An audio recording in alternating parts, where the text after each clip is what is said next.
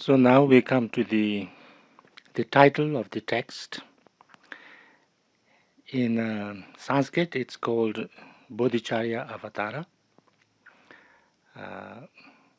Bodhicharya is an abbreviation of Bodhisattva Charya. Charya is action, activity, conduct. Bodhisattva is a concept. Anybody, any person, whoever he or she may be, any being who genuinely wishes to free beings from suffering and wish to bring lasting happiness and peace, and is committed to work towards the well-being of the people, of the beings, is called a bodhisattva. It doesn't matter whether that being is from any tradition, from any culture, from any race, or even from any realms, not necessarily only human beings. So,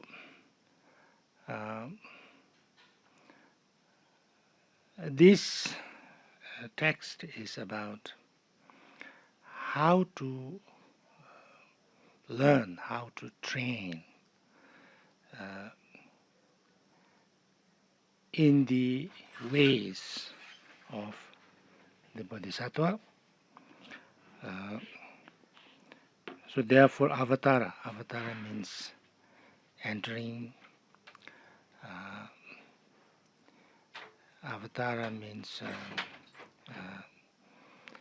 starting or kind of to introduce into the conduct or the way of life or the activities of the Bodhisattva. The whole book is about Bodhisattva, how to become a Bodhisattva, how to train as a Bodhisattva, how to generate the intentions of the Bodhisattvas. The Tibetan translation of that name is Sangchup Sempi Chöpala Njupa. So here it is a little bit more elaborate, more clear. Instead of saying Bodhicharya, it says Bodhisattva. Sangchup Sempa is Bodhisattva, and Chöpa is the action or the conduct, and Jukpa is to enter into it. So that's the title of the book. Then there is a homage. And the homage is homage to all Buddhas and Bodhisattvas. This is not in the original text. This is the translator's homage, what we call translator's homage. This is also important to mention here, that every book that was translated into Tibetan, they always, kept the title of the book in the original language, as well as its Tibetan translation, to acknowledge where it came from, and to also kind of show the respect of its source and the origin. So every book that's been translated into Tibetan, in the beginning there is the Sanskrit name, Sanskrit title, then its translation of the title, then there is a homage of the translator. This is, the translator's kind of a prayer, you can say, or homage, so that the work that he or she would translate becomes without obstacles and smooth. But this homage also shows something very important, because it shows which category of the teachings the book belongs to. It was decided during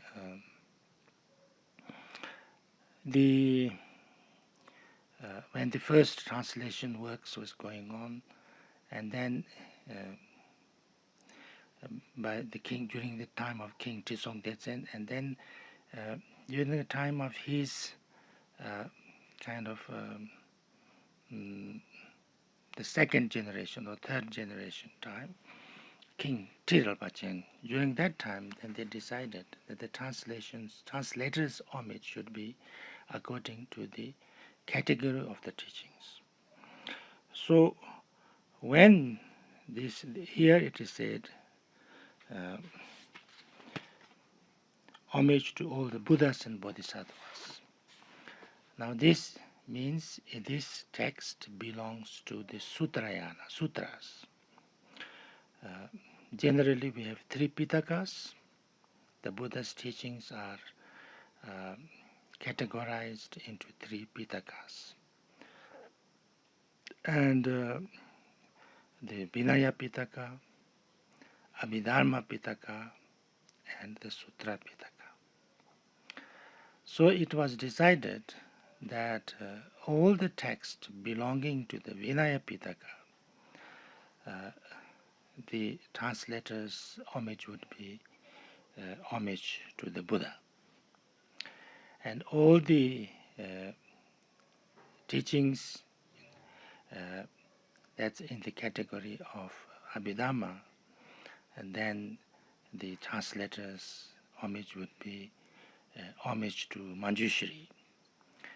And all the teachings in the category, not only the teachings of the Buddha, but its commentaries as well, then the translator's homage will be homage to the Buddhas and Bodhisattvas, because sutras are mostly discussions between the Buddha and Bodhisattvas or some of his students. So that's the homage of the translator. Now we come to the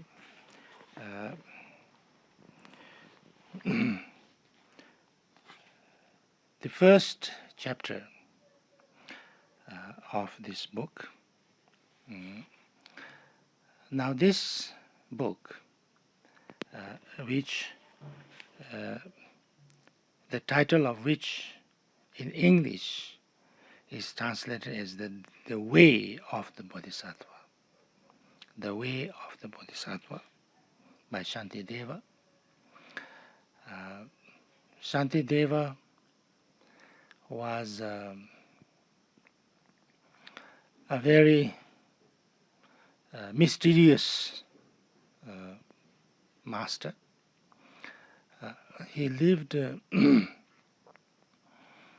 he was actually a prince from south of India, and when he was very young, he was introduced to Buddhism, and then he practiced Manjushri. He had a special connection with the Bodhisattva Manjushri, and he practiced Manjushri, and had great devotion to him. And when he was about to be enthroned as the king, he had a dream. And in that dream, he saw that Manjushri was sitting on the throne that he was to sit next morning. And then the Manjushri was saying, "How dare you sit in my throne?" And that he took as a sign that he should not become the king. And he ran away and practiced. He became a monk and then practiced Dharma and traveled all over India and he lived in Nalanda University for a long time, or at least for some time. And during that time, it is said that he seemed to be not doing anything, neither studying, not going to the classes, not meditating. He seems to be not teaching, not doing anything. So people start to call him Busuku, meaning, eating, shitting, and sleeping. So therefore, the university authorities saw him as a bad example, and they wanted to drive him out, but they didn't know how to because he didn't break any rules. And then somebody had a good, or somebody thought he had a very bright idea, and they all agreed to make a new kind of rule that every student and a teacher in the university have to give a speech.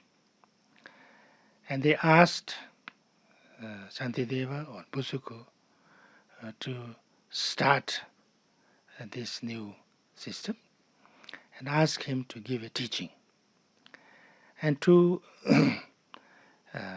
embarrass him, they make a big throne of bricks in a very big open air place, and asked all the students and teachers of the university to come to listen to him. So Shantideva came, sat on the throne, and said, what kind of a teaching should I give?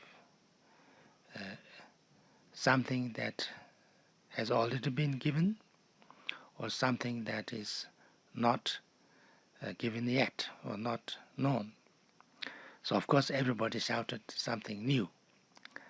Then he started to recite the Bodhicharyavatara. It's in stanza form, it's in verse, it's in very beautiful Sanskrit. The translation in Tibetan is as beautiful as it is in Sanskrit. It's simple, inspiring, directly touching your heart. So therefore, this text then became, everybody was completely, astonished. And it is even said that while he was reciting this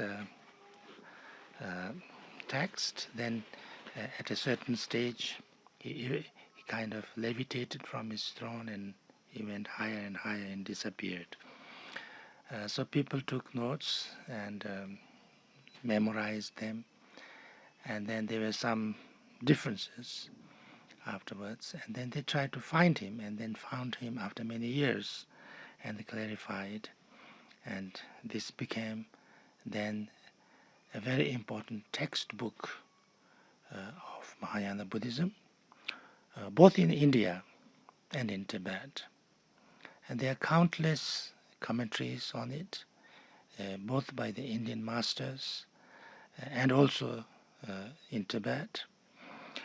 And so therefore this is regarded as one of the most important textbooks, the classic. So therefore we decided to take this text as the first to study Buddhism.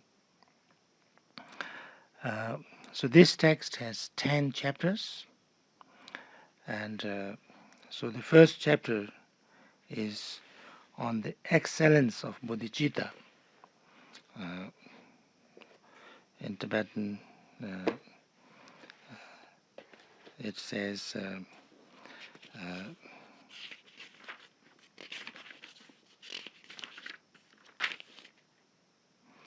the qualities of the bodhicitta.